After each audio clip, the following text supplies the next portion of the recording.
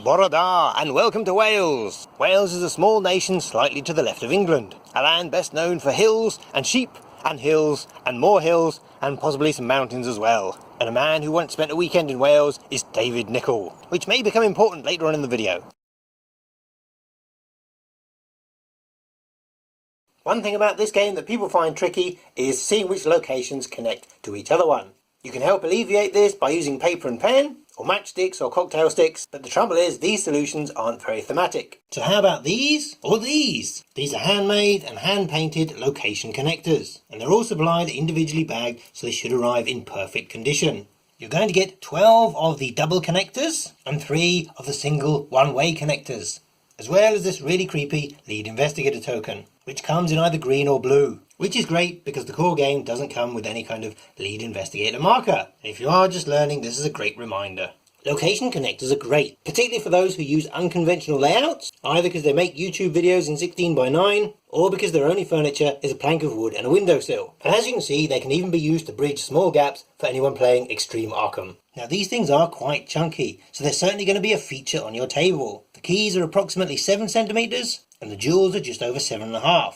And for anyone who's still around from the 1920s, it's about 2 3/4 inches or 3 inches. But even if you are short on space, the bulk of the detail is in the centre of the connector. So you still have plenty of space, pile up clues or other tokens, or use some miniatures, all without obscuring any text or game symbols. And if you are a group that loves to spread out, these will certainly look great and do a wonderful job of tying all your locations together, while still having plenty of room for your mini cards. This is the Midnight Mask, that most demanding of scenarios, and as you can see, we've got the 1 double and the 3 singles all left over. Let's try and get a close-up of just how fabulously detailed these things are. There is lots of fine detail on the hearts, on the key, and there are hidden tentacles coming out from everywhere. Both the sculpts and the painting are superb. Take note, Fantasy Flight! And in the right lighting, the jewels are fabulously sparkly.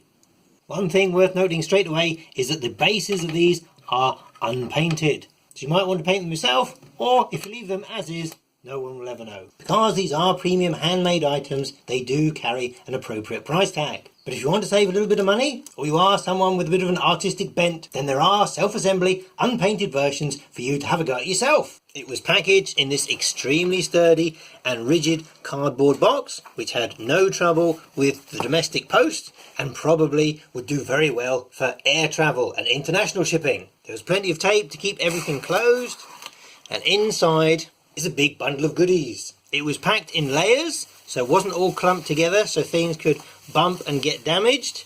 So you'll have a layer of products, and then some more bubble wrap, and then another layer of products, and then some more bubble wrap for maximum safety. And just look how many jiffy bags you get.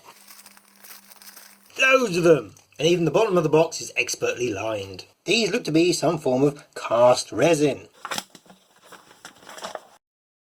So if you're playing on a playmat or a carpet, then obviously you shouldn't have any kind of problem, unless of course they bounce off the table and you never see them again. If you are playing on the classic table or plank o' wood, then fingers crossed, you shouldn't have any trouble. This stuff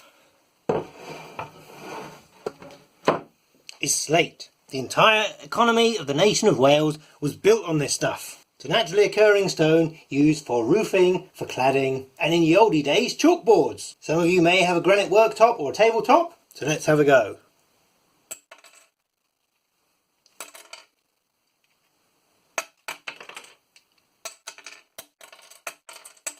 Again, appears to be no problem. They kind of bounce. The best way to get in touch with Dave is via the website Board Game Geek. He doesn't have an Etsy store or anything fancy like that. Just send him a private message or navigate to the 3D location connectors thread in the Arkham Horror card game forums. And have a look in his gallery because he does all kinds of knickknacks for various other games as well, most of which we have no idea about.